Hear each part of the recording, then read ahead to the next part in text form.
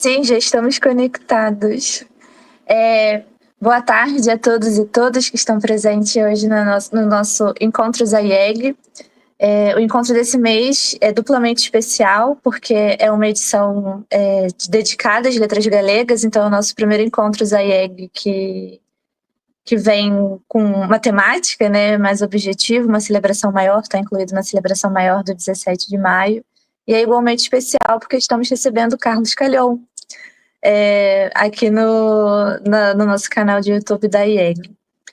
Vou me apresentar, sou a Tayane Gaspar, sou secretária da chapa atual, né? Iniciamos no ano passado, iremos até 2027, quando concluiremos a nossa diretoria num grande evento no Congresso Internacional que acontecerá aqui no Rio de Janeiro, mais especificamente na UF. E os encontros da IEG, para quem está assistindo pela primeira vez, são encontros que nós fazemos 2 vezes ao mês. Esse mês, de maneira típica, teremos 3 encontros por conta dos feriados de abril e problemas de conexão que tivemos, que estavam fora do nosso controle no mês passado. E temos esses encontros recorrentes, aceitamos propostas, convidados e agradecemos a todos e todas que estão assistindo de maneira síncrona, que possam também fazer comentários, perguntas ao nosso convidado. E quem estiver assistindo a gravação, sinta-se à vontade para deixar um comentário. Vamos ficar igualmente contentes com esse feedback. Eu vou apresentar o Carlos. Eu também tive problemas técnicos, então estou pelo celular. A minha câmera vai ficar congelada por uns segundinhos. É realmente protocolar apresentar o currículo dele, acho que não fazia nem falta. Todos nós conhecemos muito bem Carlos Calhon, por conta das publicações, a presença na mídia, uma presença muito importante de divulgação desse trabalho que ele tem feito no galego. Então, eu vou ler brevemente o currículo dele e passar a palavra para o nosso convidado. Então não se assustem se eu ficar congelada. Carlos, você só me avisa se está tudo bem, se vocês estão me ouvindo quando eu passar para outra tela? Tá bem, tá bem. Obrigada. Bom, vamos lá. Vocês estão me ouvindo, né? Estamos. Mas agora non. Agora non se ouve. Não se ouve. Non se É ouve. uma pena. Mas também fica a oportunidade para o Carlos se apresentar. Você poderia fazer essa gentileza, então, Carlos?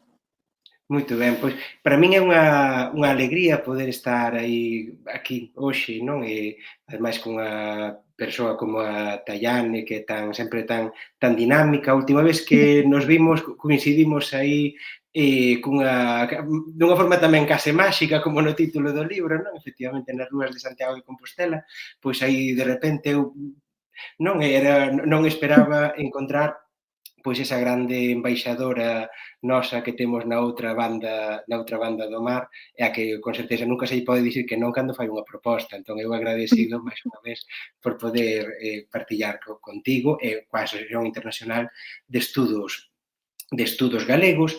Neste caso, pois este último libro que publiquei, Máxicamente Bella, Eternamente Nova, que efectivamente pois coincide no tempo tamén coa saída doutro libro sobre a Idade Media, aínda que son con lóxicas diferentes, non? E cada unha desas obras. E no caso de Máxicamente Bella, Eternamente Nova, é un libro breve, un libro divulgativo, sobre todo, no cal tento prender novas luces sobre a historia da literatura galega, mais no cal demorei moito tempo non só en divulgar aspectos eruditos, senón sobre todo esa cuestión de tentar prender a curiosidade das persoas á hora de pasar as súas páxinas. Non, en realidade foi unha feliz coincidencia que este ano se dedicase o Día das Letras Galegas a 7 mulleres emblemáticas da transmisión oral, porque con este libro, na verdade, o que fago é comezar unha serie de libros que van contar, digamos, por dicirlo de alguna forma, a historia da literatura galega narrada ao meu xeito. Non é? A idea é tentar prender luces e prender curiosidade, tentar transmitir por que a min, por exemplo, do mesmo xeito que Tayán podería dicilo tamén, por que motivo nos apaixonamos, por que motivo vimos de repente cando nos encontramos coa literatura galega, con todo o que significa a cultura galega, pois houve un amor que prendeu en nós, que nos fixo a vida mellor, ademais. Entón, pois, tento transmitilo, vai ser unha serie de libros, por tanto, cada ano, ano e medio, vou publicar un libro desta serie divulgativa. Unha serie divulgativa que vai ter unha estrutura na cal en cada volume, pois iso, vou ir tirando de fíos, ás veces con historias persoais, de feito, máxicamente bella, eternamente nova, pois aparece miña bisavoa Rosa, miña avoa Pepa, miña tía Pepita, meu pai, Francisco, miña nai, María, van aparecendo aí meus irmáns, vai aparecendo aí a familia, quen lea o libro entenderá por qué. Mas tamén vou contando pequenas historias, ás veces que son momentos estelares da nosa historia, outras veces que son historias curiosas que poden chamar a atención, pois, por exemplo, de figuras significativas da nosa tradición, como pode ser, por exemplo, o Padre Sarmiento, non? Todo o que ten feito o Padre Sarmiento para, pois, en primeiro lugar, como hai 300 anos, e foi o primeiro non só en recoller, senón en sinalar os nomes de algúns dos informantes desa literatura de tradición oral, e darlle un valor estético, e facer unha apoloxía desa literatura tradicional e das súas principais transmisoras, que eran a metade da humanidade, normalmente esquecida e máis vilipendiada, as mulleres, non? Pensemos, claro, que fose un padre de hai 300 anos o que dixo isto, cando a día de hoxe hai trogloditas, non? En fin, contra os dereitos das mulleres, pois tamén é algo que nos dá bastante para pensar. Mas, en calquera caso, esa estrutura é, primeiro, despregar a través de pequenas historias, de prender luces, sementar curiosidade, despois facer unha pequena antoloxía explicada de algunhas obras, coa idea de que quen queira, quen teña curiosidade, se se cumpriu o obxectivo, pois que poida ir buscando noutros libros. Obviamente, a idea é despertar a sede, despertar a fame, continuar. E despois unha pequena antoloxía de algúns textos significativos. É verdade, claro, que con Máxicamente Bella, Eternamente Nova, a literatura tradicional galega, pois comecei coa parte da historia da literatura galega que en realidade é máis complicado de facer unha historia. Quen di para a literatura galega di para calquera literatura do mundo, porque en realidade o primeiro grande clásico de calquera literatura nacional, tamén da galega, mas da humanidade no seu conxunto, é un clásico que non se escribe en soportes físicos, que non se escribe en papiro, que non se escribe en pedra, que non se escribe en papel. Onde se escribe? Escríbese no vento e transmítese nos alentos. E iso, obviamente, dificulta tamén a súa transmisión. Só podemos reparar, cando estudamos a literatura de tradición oral, nalgúns momentos concretos nos cales pasa esa literatura pois a carón dunha lámpada, brilla, hai alguén que a atrapa, hai alguén que é capaz de transmitila en soportes para o futuro, non? Entón, temos que ter sempre eses limites. Cando estudamos a literatura tradicional galega, por exemplo, a literatura tradicional de que época estamos a estudar? É unha pregunta que nos temos que formular. Porque, por exemplo, sabemos que existiu unha literatura tradicional galega da Idade Media. É obvio que existiu, porque non só porque caia de pura lógica, senón porque ademais temos testemunhos indirectos, indicios que nos falan dela. Copiouse? Non se copiou. Entón, de que a que temos hoxe é, sobre todo, literatura, a literatura tradicional que temos hoxe, o núcleo dela é literatura procedente da Idade Moderna, que se comezou a compilar no século XVIII, con dificultades, despois xa no século XIX, con maior entusiasmo e con figuras moi importantes que conseguen prestixiar o que non estaba prestixiado, polo menos nalgún grau, e pois xa no século XX. Mais todo isto tampouco foi unha liña de progresión continua. Se reparamos, por exemplo, no século XVIII temos a figura destacada do Padre Sarmiento, poderíamos falar un pouco do Padre Sobreira, de Cornide, mas sobre todo a figura destacada do Padre Sarmiento. E se imos ver o que se deixou por escrito da literatura tradicional galega en toda a primeira metade do século XIX, en 50 anos, en 5 décadas, con que nos encontramos? Silencio. As únicas veces que se recolle a literatura tradicional galega por escrito na primeira metade do século XIX está traducida ao castelán. Non? Como alguén que pasou e dixo, isto non sirve, lo vamos a poner fino, non é? Esa foi a idea.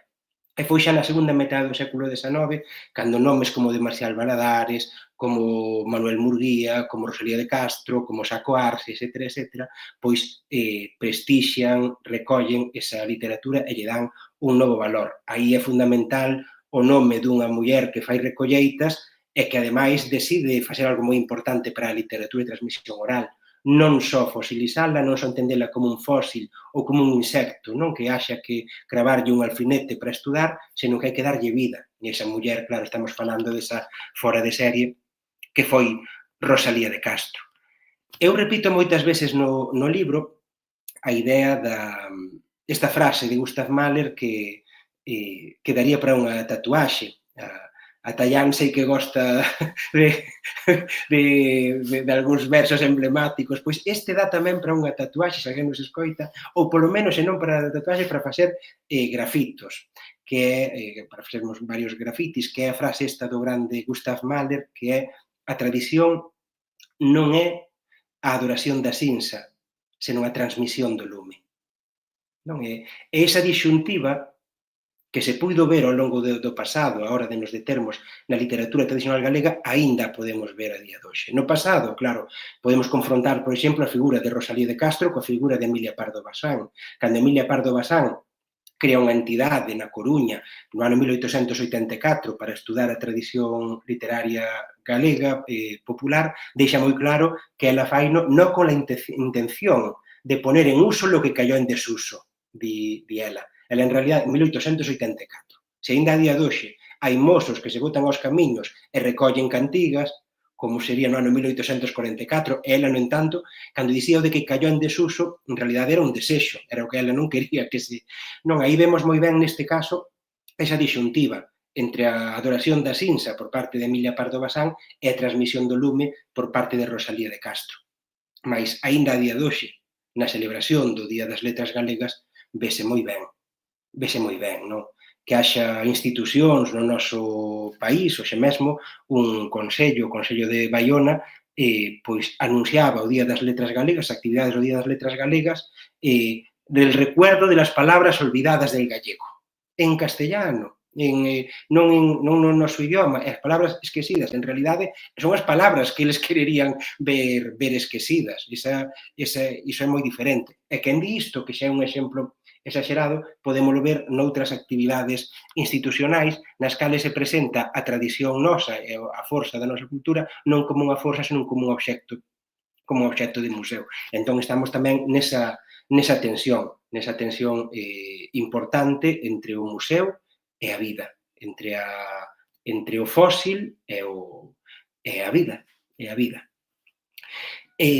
Ademais, eu querería, a mí interesa máis sobre todo despois podermos ter a conversa, mas querería determe nun punto que a min tamén me causa desasosego, que me causa desacougo, que é o feito de agora dar textos en castrapo ou en castelán como literatura tradicional galega. A min parece que iso obedece a algo claramente extraacadémico para comezar, non? Académicamente, eu procuro a Ramón Otero Pedraio ou Daniel Castelao nos manuais de literatura española e non os acho, non están. E non é porque a obra literaria de Ramón Otero Pedraio ou Daniel Castelao sexan obras menores, porque non son obras cativeiras, son obras moi sólidas, e non están porque non escribiron en castelán. Ese é o motivo. Hemingway eu procuro no Manual de Literatura Española e tampouco aparece, a pesar de que situase en España unha das súas obras máis significativas, máis importantes, e non está porque non o escribiu en castelán. Do mesmo xeito, que non é nada radical lembrar que literatura en galego é aquela realizada en galego. É aquela, no caso da literatura tradicional, aquela elaborada, transmitida no noso idioma. Iso non quere dicir que non teñamos que estudar, porque temos que estudar aquela literatura que se transmitiu en castelán no noso país, iso é así. Ora ben, iso non é literatura tradicional galega, é literatura tradicional en Galiza. Do mesmo xeito que Emilia Pardo Bazán ninguén di que non sexa galega, mas non é literatura galega o que ela escribe. Mas é moi interesante de calquera xeito estudar.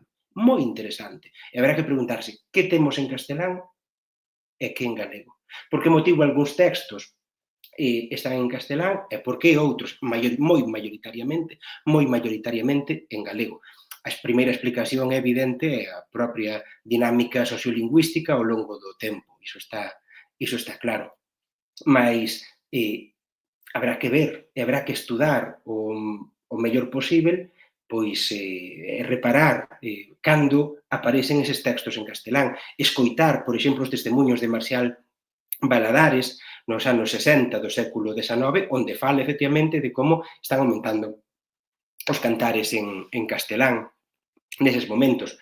Continúan sendo minoritarios, mas aumenta. Ou, por exemplo, repararmos cando nos anos 90 do século XIX o grande Saco Arce pois lémbranos que moitos cantares que el escoitara en galego durante a súa infancia estaban a pasarse para o castelán. El dicía que iso acontecía especialmente nos cantares amatorios, nos cantares eróticos, nos cantares nos cales desde unha perspectiva, desde un esquema diglóxico, pois era preciso pois presentarse, pois en fin, como algo superior, non? Mas iso é preciso estudalo e analizarmos, por exemplo, que cantares están en castelán, cales estaban en galego e aparecen nos cancioneiros cada vez menos en galego. Todo iso é necesario estudalo. Ora ben, sexa cal fora a perspectiva que se adopte a respecto deste debate, eu penso que todo o mundo podería concordar cunha cuestión. Sexa cal fora a opinión que se manteña, o Día das Letras Galegas é para promocionar a lingua galega e a literatura galega. A min a verdade que me sorprende ver publicacións ou ver actuacións públicas para celebrar o Día das Letras Galegas onde a maioría dos cantos que se realizan non son en idioma galego. Eu penso que iso é un desaxuste que non ten ningún sentido, que é unha distorsión mesmo a nivel do que era a nosa literatura tradicional e do que é o núcleo da nosa literatura tradicional e que non favorece, repetindo as palabras de Gustav Mahler, non favorece a transmisión do lume. Eu, de calquer Me xeito... permite fazer uma pequena intervenção? Porque eu era uma das... Você está ouvindo direitinho? Estou. Eu inclusive fiz uma anotação sobre isso, porque eu achei bastante interessante que você dedicasse, né, uma parte, não me lembro agora qual dos capítulos, para falar justamente sobre isso, né, esses castelhanismos que também estão presentes nessas músicas tradicionais.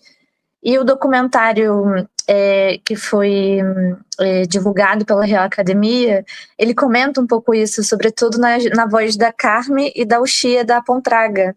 Elas comentam sobre o trato que elas dão a essas músicas que elas ensinam na Gentalha do Pichel.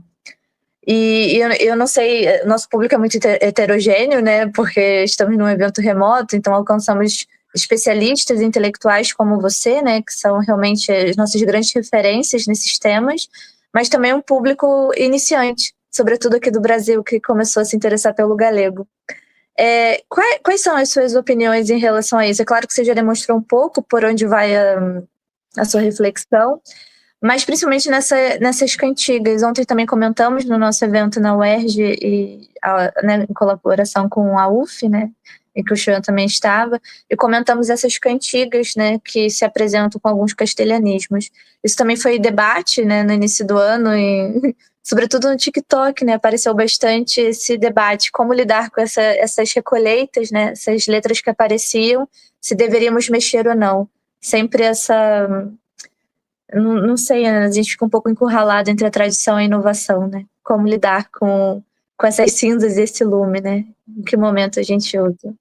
Claro, no nivel do estudo hai que estudar o corpus tal e como temos, tal e como recollemos e analizalo, mas quen di sobre isto di tamén a respecto de, nas cantigas mostranos, por exemplo, unha enunciación maioritariamente feminina do mundo, sí, iso é así, mas ollo, hai cantigas terríveis de machismo, cantigas terríveis, de absolutamente terríveis, estudámolas, imos cantalas, non, están para estudar. Esas sí que non son para analizar, non é cuestión de ou cantigas homófobas, non, etcétera. Entón, hai que estudar todo. Despois a dúbida é, dentro dese material, como recollemos, como transmitimos, que facemos con ele. Entón, a miña postura é claramente de priorizar e axudar a divulgar aqueles textos no noso idioma, non? Explicando, porque aínda non está ben estudado isto, cando e como e por qué, aínda que teñamos algunhas intuicións, non está con detalle ese proceso de desgaleguización dunha parte da nosa literatura tradicional. Por exemplo, a día de hoxe, case non se recollen cantos de Nadal en galego. Cantos de Nadal case non. No entanto, no pasado recollíanse, aínda que con algúns con esquemas diglósicos, esquema diglósico quer dizer que as figuras o narrador, por exemplo, ou a narradora, contaría a escena que fose en galego e poría a falar a Virxe María ou a San Xosé en castelán, por exemplo, ese tipo de cantares. Mas, ollo, se imos máis para atrás no tempo, con que nos encontramos? Con que o galego tivo tanto peso na idade moderna, os cantares tradicionais tiveron tanto peso que mesmo chegaron a facerse imitacións desas panxoliñas e deses vilancicos de Nadal, imitacións cultas en outros lugares da península. Entón, é unha pregunta pertinente. Que aconteceu para pasarmos de ser unha lingua con tal forza neses cantares que mesmo é imitado a nivel culto en outros lugares da península a que se barra? Cando acontece? Como acontece? Por que acontece? Hai algún evento que non lo poida explicar?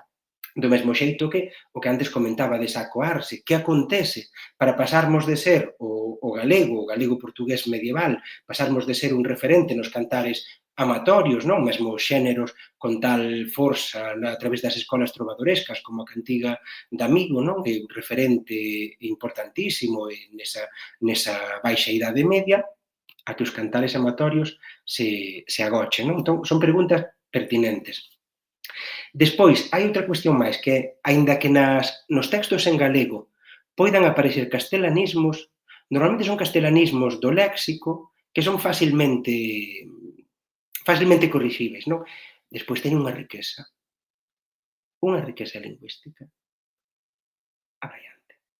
Abraiante. É que é, quero dicir, o mesmo vocabulario que nos despregan, a colocación da sintaxe. Mesmo moitos castelanismos que van a aparecer máis tarde na lingua, nos primeiros recolleitas, non figuran directamente. Entón, aí o padre Sarmiento, no século XVIII, cando non se permitía que houvese cargos civís ou eclesiásticos no reino galego que fosen galegos, estaba directamente, se quería ser un cargo no reino galego, tiñas que ser castelán, e o padre Sarmiento aconsella para todas as persoas que veñen de fora de Galiza para ter aquí algún cargo, que aprendan galego. Claro, non había manuais, non había como falar e escribir en galego con corrección e fluidez, por facer un momento de publicidade de un libriño da miña autoría, ou non había outros dos moitos manuais que hai no mercado e nas bibliotecas a dispor. Que di o padre Sarmiento? Di que quen queira aprender galego que estude as cantigas, que analice as cantigas, que observe as cantigas. Non é? E ese consello do padre Sarmiento continúa a ser moi útil a día de hoxe. Continúa a ser moi útil, porque en realidade coas cantigas poderán aprender moito vocabulario, a colocación correcta do artigo co pronome, a estrutura sintáctica. Entón, eu animo, de feito, a quen quixer coñecer e aprender máis galego, un galego máis xenuíno, pois as cantigas son un bo lugar para voltar a esa fonte limpa. E, por último, quería indicar outra cuestión. É curioso, en cantigas que estaban en castelán ou en romances, que é o xénero, os romances xa sabemos que é o xénero narrativo en verso, riman os pares, de todo isto, non? Nos romances, que o 80% dos que se recolleron está en castelán, é o único xénero da literatura tradicional onde o castelán é maioritario. É moi interesante ver que neses textos en castelán pois que se filtraban continuamente galeguismos, que en realidade dá a sensación de que as persoas o que facían era recitalos, memorizalos e introducir cousas, era como que se lese, como se dixesen cousas en latín. Nunha lingua que era de prestixio, obviamente, era a lingua do poder, con todo o que se significa, mas, claro, é moi curioso repararmos que palabras do galego que foron desaparecendo da fala debido á presión do castelán, pois que se mantiñan nos romances en castelán. E isto aconteció unha quinta-feira, claro, unha quinta-feira. E iso ocurrió porque lo quiso Deus, non? E iso ocurrió en Franza, non? por pôr así algúns exemplos de varias palabras que aínda mostraban como a lingua natural do pobo pois estaba aí, e está aquí.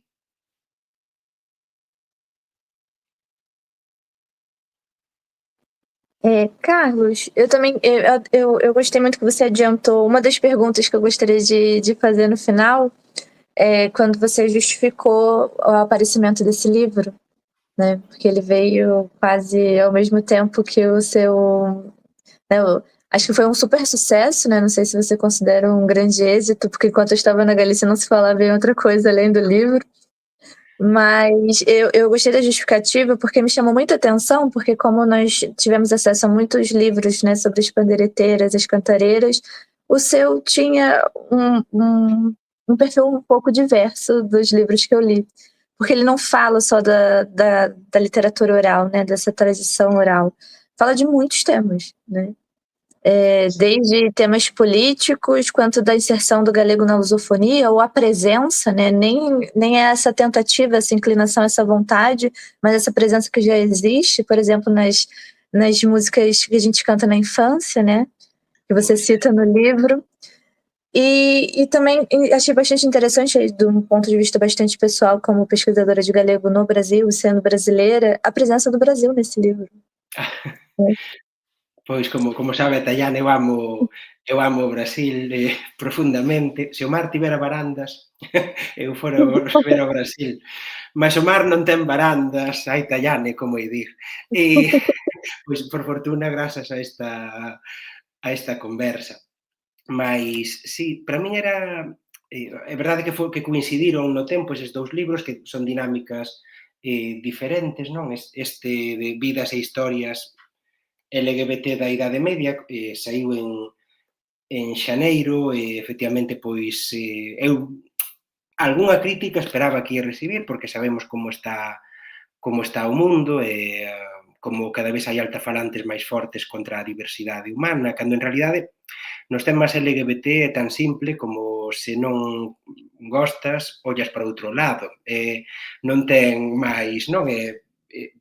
Non debería ter máis problema.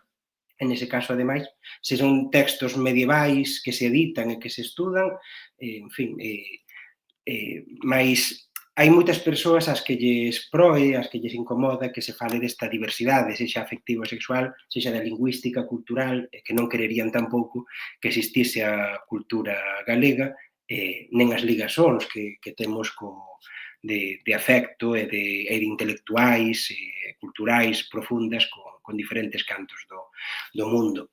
E no caso dese outro libro, Máxicamente Bella, Eternamente Nova, literatura tradicional galega, efectivamente foi unha coincidencia co Día das Letras, iso fixo tamén que se apurase a edición, a pesar de que eran libros de dinámicas de elaboración moi diferentes, foi o que fixo que coincidise, e para min, claro, o que vin foi tamén un momento óptimo, xa que ia ser momento de debate sobre a literatura tradicional, pois tamén colocar nese debate público algúns aspectos que a min me parecían pertinentes e aproveitar, xa que ia haber unha porta que se abría para moita xente que non tiña atendido para este tesouro noso, pois abrir a porta aínda un pouquiño máis, non? Obviamente, é maravilloso que se dedique ás cantareiras, poucas culturas do mundo farían o que estamos a facer este ano, dedicarlle a 7 mulleres que non escribiron ningún libro, e, no entanto, son 7 mulleres as que lles estamos dedicando o festexo máis solemne da cultura galega en todo o ano 2025. Iso tamén é motivo de orgullo. Temos que ver iso, a importancia das mulleres, como tamén esa metade da humanidade que pode parecer que non ten historia, resulta que o que acontece é que hai que ver tamén outras páxinas da historia ás que non se lles dá tanta importancia que están aí, non? Efectivamente, se imos comprobar a presenza na literatura tradicional galega, mas noutras literaturas tradicionais do mundo tamén, a presenza e a forza das mulleres, e comparamos esa literatura tradicional coa literatura culta que se publica neses mesmos séculos, claro, os irmáns Grimm son un bo exemplo. Os irmáns Grimm publican iso, os contos de Grimm que todas e todos coñecemos. Quen eran as informantes? Mulleres. Unha, pois outra, pois outra. Eu, efectivamente, quixen aproveitar para vir un poquinho máis a porte e falar tamén, pois, de outras facetas na lírica e tamén na narrativa, nos contos.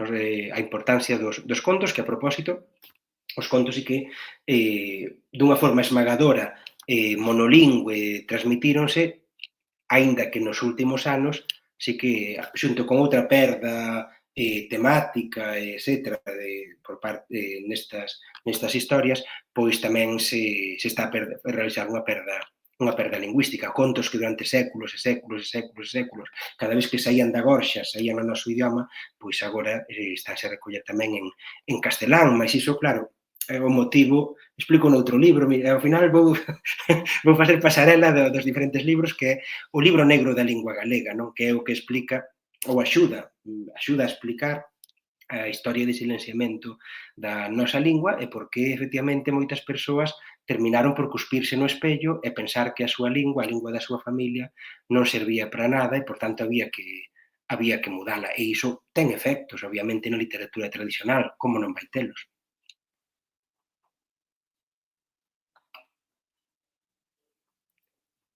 E você consegue, além de passear por diversos temas, né? Eu achei o livro bastante curioso, porque você até começou falando, né, que a presença da sua família, mas tem uma aproximação muito bonita da sua biografia com esse tema, porque com você, como esse grande intelectual, nos parecia muito óbvio que em algum momento você esbarrasse em uma publicação, já que é o evento mais solene né, para quem estuda galego. Mas tem uma parte da biografia tão afetiva, tem uma relação tão íntima com esse tema, que acho que o primeiro capítulo é, sem dúvidas, assim, o mais bonito, né? Que você consegue, de alguma forma, trazer a sua avó e mostrar esses saberes que são saberes desprestigiados. E ali parece que você, de alguma forma, cria uma metáfora para tudo que é a Galícia dentro desse espectro como um lugar inferior. E aí eu queria ressaltar uma frase que para mim foi a frase mais impactante desse primeiro capítulo, quando você disse: "Quando a minha avó morreu, foi como se ardesse uma biblioteca", Pois né. é. Estaba a acontecer coas presentacións deste libro, eu tamén son un poeta humilde, mas tamén escribo porque eu preciso, é poesía. Eu entendo que escribo moito ensaio, moita poesía, porque son formas, a resposta que me terminei por dar, non sei se é verdade ou non, mas é a resposta que me dou, que é que son formas de tentar encontrar unha verdade. Non? A través do ensaio, pois buscando a exactitude, e a través da poesía, pois algo máis profundo, unha verdade que non se corresponde coa exactitude, mas que di algo profundo, non obxectivável, mas profundo. E sí que me ten acontecido con algún libro de poesía que nalgúna presentación persoas que se puñan a chorar con algúns dos meus poemas no momento de recitar. Nunca me aconteceu nin co libro negro da lingua galega, nin con vidas e historias LGBT da Idade Media, aínda que teñamos momentos de obvia emoción, non? Porque, claro, hai casos e situacións que nos tocan. A min mesmo, pois claro, cando se estudaba, pois que me tocaban e entón esa emoción, pois conéctame con moitas outras persoas. Mas nunca antes me aconteceu como está a acontecer con Máxicamente Bella Eternamente Nova, que leo ese primeiro capítulo e moitas persoas póñense a chorar. Póñense a chorar e iso mostra tamén que estas 7 mulleres a que lle dedicamos o Día das Letras Galegas en realidade representan moitas outras mulleres e que nos vinculan. Que de algún xeito é como se a todas as aboas, bisaboas, tataraboas galegas, pois que lle estivesen a dedicar ese Día das Letras Galegas. E iso fai, claro, eu conto as historias de miña avoa, conto os poemas, conto a situación. Non, esas persoas non coñecían a miña avoa, que xa morreu hai moitos anos, non? Mais, no entanto, cando estou falando de miña avoa, estou falando das súas avoas. E iso é moi lindo.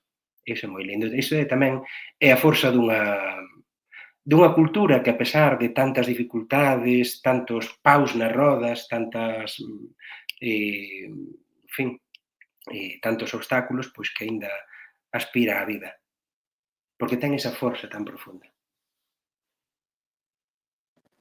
E acho que o livro, né, tem muitos méritos por muitos motivos, mas acho que essa heterogeneidade de temas, né, a maneira como você conduz, e acho que o mote já aparece quando você fala dessa educação formal e essa inteligência popular, porque você mistura temas extremamente cultos, porque é um livro bastante didático, né, em alguns momentos, mas com uma cultura muito popular, no sentido de falarmos de futebol, TikTok, né?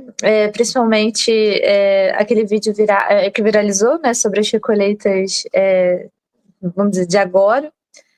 E acho que você soube usar bastante essas ferramentas, assim, esses legados, né, tanto do passado quanto do presente, para fazer essa quase uma costura, né? O livro ele é muito bem costurado, tem esses momentos, né, de muitos dados que são costurados com muita poesia. Você comentou agora sobre a poesia, eu achei o livro assim extremamente poético.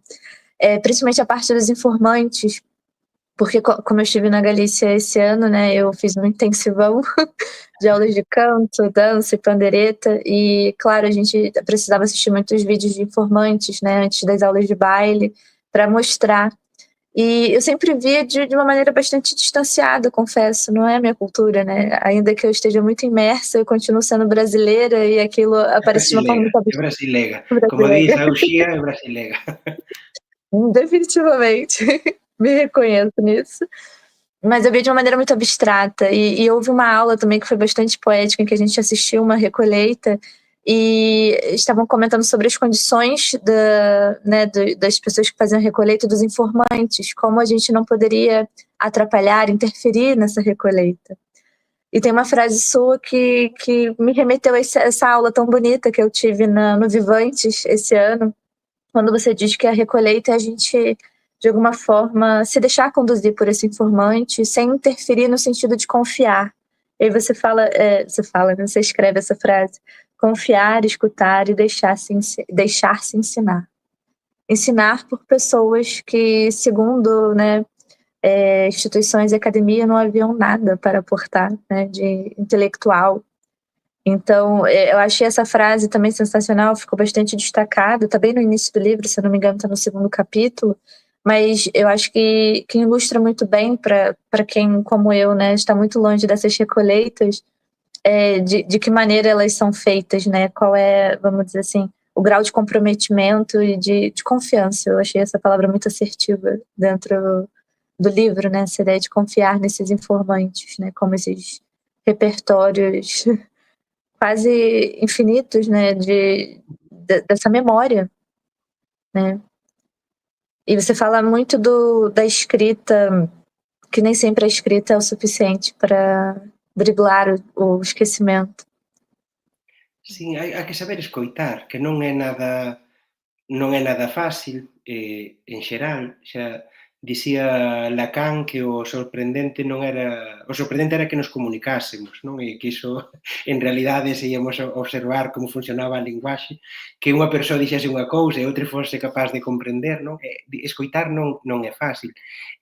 A Tallane comentou moi ben, escoitar a alguén que nos apresentan como analfabeto, que non ten saberes formais, que normalmente é unha muller. Hai homes tamén, non, mas normalmente é unha muller, co cal, aínda máis terra en riba. Que é pobre normalmente, que ven nunha situación ou de lumpen ou xeralmente clases traballadoras, non? E moitas veces con traballos moi precarizados. Entón, como vai haber saber aí? E neste caso, no noso caso, ademais, algo adicional, galega, non? Entón, iso en realidade é algo revolucionario, non? Cando as primeiras persoas están observando, ollo, onde aí vostedes din que non hai nada, aí hai petróleo. Aí hai petróleo para quen saiba atender, para quen saiba observar. Cando o padre Sarmiento, no século XVIII, por exemplo, di que as mulleres galegas son poetas naturais, non? Isto a parte vai dicindo claramente que é nas mulleres traballadoras galegas onde se conserva con forza esa literatura tradicional, eses cantos tradicionais, cando está dicindo que son poetas naturais a pesar de non teren estudos, repasemos o que di a literatura española do século XVII, do século XVIII sobre as mulleres galegas, queridas mulleres galegas, que son porcas, que son prostitutas, que son preguiseiras, non? E esta é unha etiqueta pos outra, sempre negativa, non? Por que? Porque nesa literatura en castelán, normalmente o que se ve as mulleres galegas son as mulleres galegas emigradas, que estaban emigradas en masa cara a outros lugares da monarquía, fose Madrid, fose Valladolid, etc. Non? Entón, esa perspectiva das mulleres que teñen que facer os peores traballos. E é nese contexto onde o padre Sarmiento, lembremos, un relixioso de hai 300 anos, está a dicir, reparen, non, porque quen poña os ollos, quen poña o ouvido, vai reparar en que aí hai un tesouro, que mesmo cantigas que poden parecer moi simples, unha vez que nos pomos a estudalas, non o son, non? Eu, de feito, neste libro, de algún xeito, saldo débedas tamén, non só académicas, porque é verdade, hai varias persoas que me dixeron que ao ler o libro que sentían que era eu dando as aulas, non? Que é un pouco o meu xeito como profesor, claro, xuntar por un lado todo o coñecemento que hai que transmitir, que hai que, máis ao mesmo tempo, tentar conectar, non? Con pequenas historias, e a verdade que é o meu xeitiño. Mais non me lembro agora do que ia comentar. Comentabais o padre Sarmiento, comentabas Da questão do gênero também, né? De serem as mulheres, né, essas sí, figuras. pois a verdade é que se me foi agora, mas en calquera caso sí, que o que antes observei do padre Sarmiento penso que é moi importante de contextualizarmos, non? De cando el di isto, cal era a situación en que se estaba a mover, cales eran as dinámicas, non? E quen di el, claro, despois, posteriormente, cando xa na segunda metade do século XIX se produce esta esa efervescencia económicamente moi precaria, porque o Rexurdimento, lembremos que ten logros literarios inmensos, é así, e de feito case é sorprendente, tendo en conta o contexto en que se realiza. Os logros literarios son abraiantes, non? Con figuras como a de Rosalía, como Curros, como Pondal, como Lamas, máis políticamente o que fan é sementar para o futuro, non? E colocan a semente de árbores que van tardar en dar flor e van tardar en dar sombra aínda moito máis tempo, mas económicamente sempre están nunha situación precaria, non? Eduardo Pondal é o único que non está nunha situación persoal precaria, mas claro, de pouco serve se ti non estás nunha situación persoal, mas as editoras e o contexto en que estás, pois é difícil, non? Isto lembremos que a propia literatura culta pois tiña difícil encontrar un público. E agora conecto porque xa me lembro do que ia comentar antes, que é a cuestión destas mulleres pobres, galegas, entón a cuestión de como, cando algunhas destas figuras pasan á escrita estes textos, pois que vai demorar, normalmente, vai tender a un século entre que estas persoas o escriben e que se vai poder publicar. Iso di moito, iso non acontecería noutros contextos culturais. Se eses cantares se recollesen en Valladolid, en Segovia, en Madrid, en Sevilla, estarían publicados moito antes ou a resgardo. Aquí pensemos que perdemos moitos textos, outros conseguimos mantelos, mas demorou moitísimo en que se puidesen publicar, e iso non acontece neste caso polo feito de seren mulleres, pobres ou ou analfabetas. Acontece especialmente que tamén iso ten un peso en diferentes contextos, mas no noso caso isto acontece por seren galegas, e iso temos que telo tamén moi presente.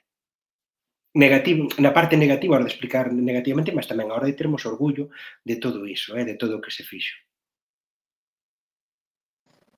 Efetivamente. E eu gostei muito da analogia de que parecia uma aula, porque eu me senti numa aula, eu também tive essa impressão quando eu estava lendo o livro.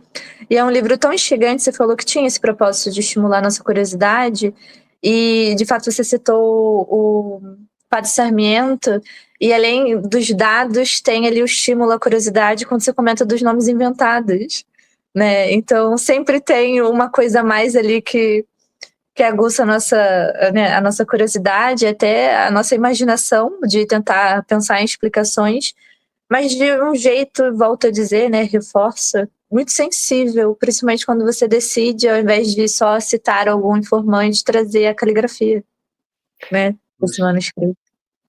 É sí, eu ademais tamén bastante decidín, simbólico. eu nun comezo pensei en facer o proxecto que tiña de facer un estudo así da historia da literatura galega pois máis volumoso, mas depois eu pensei, en realidade xa hai estudos bons, non? Os máis recentes de Xosé Ramón Pena son magníficos, da literatura tradicional hai estudos moi interesantes, por exemplo, de Antonio, moi útiles, a páxina Galicia Encantada, e todo o que fai Antonio Reigosa, os traballos de Beatriz Busto, en fin, non podo, estou pensando que se me poño a citar vou deixar moita xente fora porque hai moita xente moi interesante facendo cousas. Entón eu pensei, en realidade, sempre hai cousas nas que podo comentar algo diferente, teño un matiz diferente, mas o que vexo máis preciso é poder conectar coas persoas, que as persoas, calquera persoa con mínimo de interese, de inquietudes, pois que puder achegarse, e sabendo iso, que non é, que nunca se sacía por completo, non que sea esa idea, senón un pouco a presentar cousas e que despois cada persoa, dentro dos seus propios intereses, da súa propia biografía, das súas propias inquietudes, pois que vayan tirando do fío. Unhas persoas pois interesaránse máis polas curiosidades lingüísticas, outras persoas pola dimensión de xénero, non? Outras persoas, pois, non sei, que ás veces conto, pois, claro, aquí aínda non me detiven moito, detereime moito nun volume posterior, mas claro que un dos grandes escritores do Rexurdimento era cego, non? E pensar que o grande creador do xornalismo en galego era cego. Claro, se ele era cego, había alguén que facía que el pudese escribir, non? Entón, pois, teremos que falar desa muller, de Rosina Sánchez, a súa compañeira de vida. En fin, que moitas cousiñas que cada persoa pois que pode reparar nun aspecto ou noutro, mais que é bo que se fale de todo isto, claro. E aliás, tanto para público galego como para calquera persoa do mundo, porque a literatura tradicional ten unha dimensión nacional, é un pobo en concreto que tese determinados argumentos, determinados repertorios, que lle dá forza a unhas historias e non a outras, mas en realidade estamos falando dunha rede mundial, non? Cando pensamos, por exemplo, comento no libro, a historia de Mulan, non? No Brasil, como, non sei como chaman Mulan, ou Mulan, Mulan, mudamos Mulan, só Mulan, um tempo. Mulan, ok. A historia da Mulan, que é unha historia que coñecemos a través da Disney, que é unha historia de orixe chinesa, e claro, eu penso, moitos mozos e mozas do meu país, do Brasil, con certeza, coñecen esa historia debido aos filmes da Disney, e resulta que esa mesma historia, lembremos que é unha muller que se viste de home para ir como soldado á guerra, para evitar que o seu pai teña que, xa ancián, teña que ir á guerra, e hai un soldado que ao ver ese outro soldado, pois que se namora del, e di, que pasa aquí, non? Entón é unha historia aí, de feito, con moitos elementos moi interesantes tamén para o presente. E resulta que esa historia, que está na China, que nos divulga a Disney, está aquí, está na literatura tradicional galega, tanto como romance como conto. O conto é a historia de Martuxiña Martuxón, non? Entón, quen di este exemplo di moitos máis, non? Ou cando comento lembremos que Rosalía de Castro, ao mesmo tempo que fai ese proxecto poético de valorizar e ser ela unha nova cantareira, se queremos, unha nova meniña gaiteira da cultura tradicional a través do seu libro dos cantares, ela tamén inicia un proxecto de contos, o que ela chama Contos da miña terra, do que coñecemos só o primeiro conto, non? Contos da miña terra 1, non sabemos se é porque ela chegou a escribir máis, non se chegaron a publicar, ou se era un proxecto que non chegou a terminar, iso non o coñecemos porque a maioría das obras inéditas, a inmensa maioría das obras inéditas de Rosalía, como sabemos, pois están perdidas para sempre, mas ela tiña ese proxecto, e nese primeiro conto que publica é un conto que está ligado, que é un conto galego, a última vez que se recolleu aínda foi, se non lembro mal, penso que foi en Noia, no século XXI, nunha residencia de persoas ansiás, se non lembro mal, se esa non foi a última, foi a penúltima. E ese conto que se recolle nunha residencia de anciáns aquí no século XXI, que lo contou Rosalía no século XIX, ese conto remóntase séculos e milenios atrás, non? E iso é moi bonito, ver como, aínda que teña matices, porque ten matices a profesora Camiño Noia estudou xa, como no caso galego, ten algúns matices que non ten noutros relatos análogos recollidos noutros cantos do mundo, mas claro, hai unha ligazón, hai un tecido planetario, e iso é moi lindo, e é moi lindo tamén nun momento no cal en todo o planeta Terra hai un problema coas culturas de transmisión oral, non? En todo o planeta Terra. No Brasil, se non me engano, claro, a maioría do que coñecen a través das escolas, non? A historia do voto, en fin. Do voto cor-de-rosa, sim. Iso, do voto, todas esas historias. Entón, claro, mas, ollo, que haxa unha transmisión a través da escola é moi interesante, mas temos que ver tamén a transmisión de relatos a través das familias, porque podemos falar das cantigas, podemos falar dos contos, mas en realidade xa hai psicanalistas, por exemplo, que nos están a apuntar que hai un problema no sentido de que hai mozos e mozas que non coñecen a historia das propias familias, non? Por qué? Porque se moitas familias estás a perder esa transmisión mesmo de que os netos e as netas escoiten os avós e as avoas, non? Porque isto de colocarlle o celular para que se afasten un pouco, e iso, en realidad todo iso está ligado, todas estas cuestións da transmisión. E iso, claro, obviamente, os seres humanos precisamos un sentido de vida individual e un sentido de ligazón colectiva. Se iso non encontramos por un lado, temos que encontralo polo outro. De feito, ao mesmo tempo que temos esta perda, con que estamos a comprobar un revival en moitos cantos do planeta, nos cales moita xente que non recibiu esa transmisión familiar, comunitaria, está a procurar. Moitos carnavais, por exemplo, ancestrais, que están a recuperar moitos lugares do mundo, tamén aquí en Galicia, por que se recuperan agora? Por que se recuperan agora? Por parte de público urbano que non o recibiron, porque precisan ese símbolo, porque precisan esa identidade. Tamén nese sentido, as culturas tradicionais do mundo, e tamén a galega, teñen moito para dicir e moito para ofrecer neste século XXI. Você comentou sobre esse rompimento da tradição, né? Eu sou professora de instituto, né? Se chamam de instituto aqui, chamamos de escola pública. E, de fato, eles conhecem muito pouco da família deles. Eu acho até que você cita, posso estar equivocada, Carlos, eu li tantos livros recentemente por conta das letras galegas, mas você cita um ditado que a gente também tem aqui no Brasil de quem conta um conto aumenta um ponto. Sim. Essa frase está no seu livro. E uma vez eu comentei isso com as minhas crianças, porque nós estávamos lendo uma releitura de um conto clássico, e eu falei, quem conta um ponto? E elas, não sabemos. É claro que eu estou falando de um contexto restrito, né? Não quero generalizar, estou falando da minha escola, das minhas crianças, que tem um perfil bastante particular, mas elas não conhecem essas variações, né? Essa transmissão, eu acho que tem se perdido, né? Principalmente nessa nova geração. E aqui no Brasil a gente ainda tem certos matizes em relação a esse apagamento, quando a gente pensa nas famílias negras, né, como isso também foi uma coisa deliberada, que não se conhecesse seu passado, como é muito fácil, por exemplo, eu, falando do meu ponto de vista pessoal, tirar uma dupla cidadania porque eu conheço até meus bisavós, tataravós, e as minhas crianças pretas da escola não sabem quem são os seus bisavós, né? Uhum. Porque tem todo esse projeto também ideológico, e você fala muito isso no livro, né, desse projeto político ideológico por trás, tanto desse silenciamento, desse apagamento da cultura tradicional, e também você chama de revival, né? Esse revival agora que é a cultura galego, falando agora especificamente da cultura tradicional galega, tem recobrado esse lugar no holofote, né? E não é de agora. A gente comentou muito isso ontem no evento também das letras galegas, que comemoramos um pouquinho antes, sobre como isso já está acontecendo há um tempo, com o fenômeno das tanchugueiras, né? Fomos dando umas voltas atrás para que não parecesse uma coisa tão pontual, porque pelo menos a minha interpretação é que não é pontual. E queria só comentar, a gente já vai chegar a 1 hora de evento.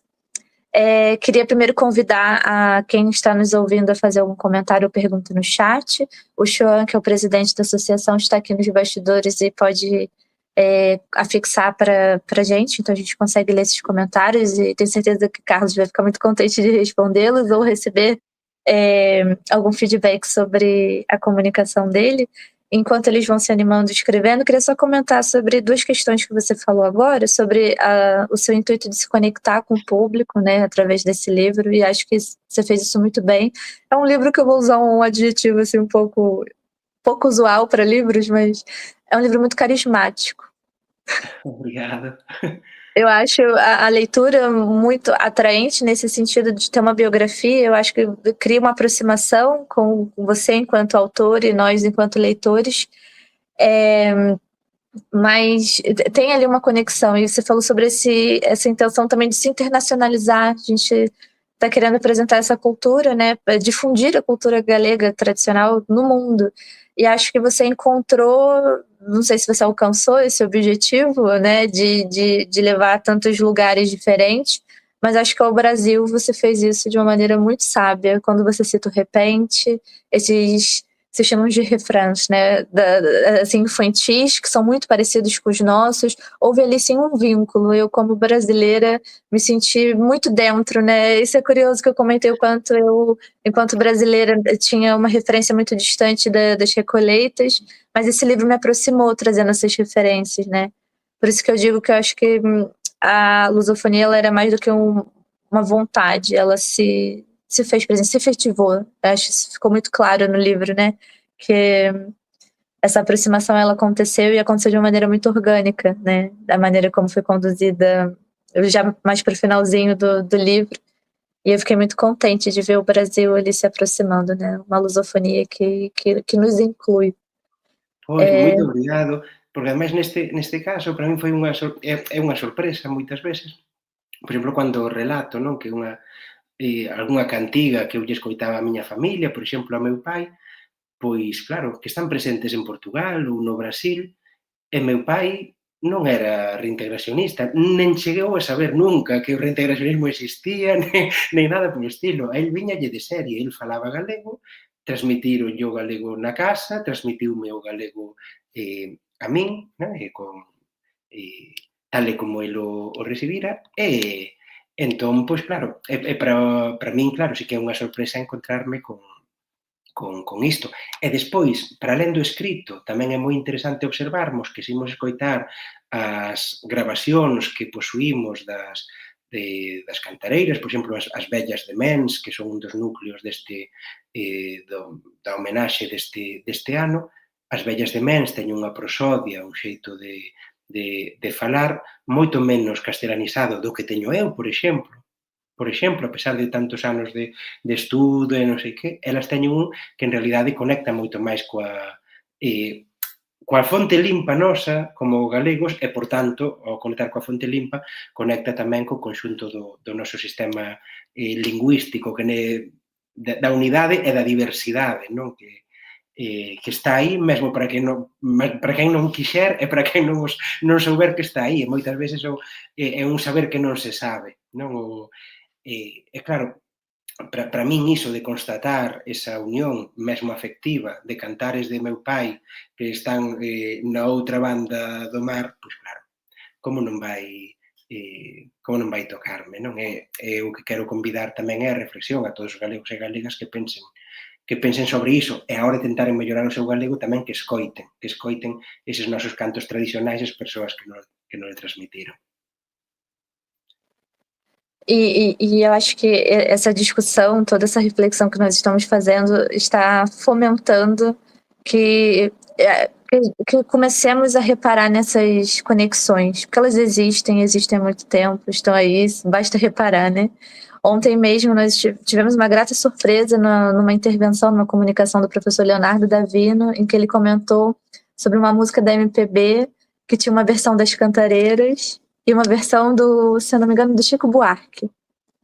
E para mim foi tão, assim, incrível ouvir. Como que eu vi esse vídeo, né? Eu vou pedir para ele compartilhar a apresentação dele, foi incrível, e ele é um grande especialista em música, né, literatura e música, e tem sido um grande companheiro nosso nas Letras Galegas, é o segundo ano que ele participa, e ver na prática, né, quando ele mostrou o áudio das Cantareiras e a música do Chico Buarque, eu ficava pensando, meu Deus, quanto tempo que eu demorei para reparar que a Galícia está aqui, né? E que nós estamos aí, e que essa ponte atlântica, que a gente já usa essa metáfora de maneira tão exaustiva, ela tem sido cruzada muitas vezes, nós que talvez não tenhamos reparado com tanto afinco, mas tem sido gratificante, assim, ouvir, né, esses colegas que têm reparado e dado visibilidade, como você, né, a essas conexões, esses vínculos. Não sei se tem alguma pergunta no chat, eu vou dar uma olhadinha aqui, que eu consigo também ver se tem algum comentário. Bom, creio que a princípio não. Se eu estiver equivocada, o João consegue colocar para a gente. Carlos, eu queria te agradecer pela sua presença. Eu sei que você já é uma pessoa assim, bastante ocupada, porque é uma pessoa extremamente ativa, por isso que eu comentei sobre a sua presença nas redes sociais, comentei com uma coisa de muito mérito, porque você consegue conciliar diversas atividades, e é muito bom ver o quanto você está engajado nessa promoção do galego e de todas essas reflexões que os seus livros têm trazido. Inclusive, o livro Negro da Língua Galega é o livro que não para no nosso programa, porque está sempre emprestado, e nós temos uma cópia, e quando a gente chega na nossa salinha lá na UERJ, ele está sempre emprestado para algum aluno. É um livro que chama muita atenção, né? Primeiro porque é um trabalho de muito peso, né? É um trabalho muito completo. E eu queria agradecer porque, além de você ter muitas atividades, é uma semana que eu sei muito especial para vocês, com mais atividades do que o normal, né? É a Galícia em festa, tanto a Galícia interior quanto a Galícia aqui no exterior, né? Essa Galícia que eu comentei que está presente em muitos lugares, principalmente aqui no Brasil, né? Onde tivemos nosso evento, né? E seguiremos com as comemorações até o final do mês. Então, te agradeço por você dedicar o seu tempo, que é tão valioso, para participar do encontro ZAIEG. E queria te agradecer e te pedir desculpa porque eu fiquei tão ansiosa para esse encontro. Eu acho que você é uma figura assim muito importante, assim, de uma admiração muito grande pessoalmente, mas assim, profissionalmente. Eu fiquei muito feliz de também ter sido convidada para mediação, porque sabia que era um papel de muita responsabilidade. Então, me embananei um pouquinho aqui no começo com a leitura do currículo, mas é porque eu estava muito ansiosa para esse encontro e fiquei muito feliz de não só ler, mas poder estudar essa obra para divulgar, principalmente porque você escolheu os versos de Manuel Maria, que eu acho que... Eu agradeço moito, aliás, a leitura atenta do libro, agradezo moito iso, e agradezo o convite, xa saben, tanto a Dayane como o Xoán, que en todo o que puder axudar a esas dúas persoas tan maravillosas, pois que aquí estou, non? En fin, eu quero dar tamén moito ánimo e moita enerxía para todo o traballo da asociación, que é moi importante proxectármonos no mundo, tamén nesa dimensión intelectual, de coñecemento, e aí a Asociación Internacional de Estudos Galegos ten un papel fulcral. Muito obrigada, Carlos. A gente espera você aqui em 2027, no nosso congresso. Esperamos do aqui, porque eu tive o prazer de ter um evento, né, presencial contigo na UERJ e na UF, né, agora é remoto, então o próximo é obrigatoriamente presencial, para a gente poder fazer essa alternância. O Sean colocou para todos verem o nosso site do Programa de Estudos Galegos, não, gente, esse é o PROEG, da Associação Internacional dos Estudos Galegos, caso vocês queiram se associar, ou pelo menos acompanhar todo o trabalho que nós estamos promovendo, né? O congresso é só em 2027, mas é só o destino. O caminho é muito importante também. Ese mes, Então, eu sei que o vin, mas en que mes vai ser o congreso para é junho, en final de xuño? junho, En xuño. né? Então, tem muito tempo até lá, mas já estamos criando esses laços, essas conexões, encurtando distâncias, principalmente, e promovendo o que nós realmente viemos fazer, que é difundir os estudos galegos, né, e dar essa, como a gente brinca, né, o palco aqui, para que a gente ouça esses nossos colegas que vão brilhar no nosso congresso em 2027. Muito obrigada, Carlos. Se tiver alguma Valeu. pergunta, depois a gente olha lá no chat, você também pode responder, fica à vontade. E quem quiser, a gente continua a nossa conversa nas redes sociais. Muito ben, moito obrigado, até a próxima. Tchau, muito obrigada.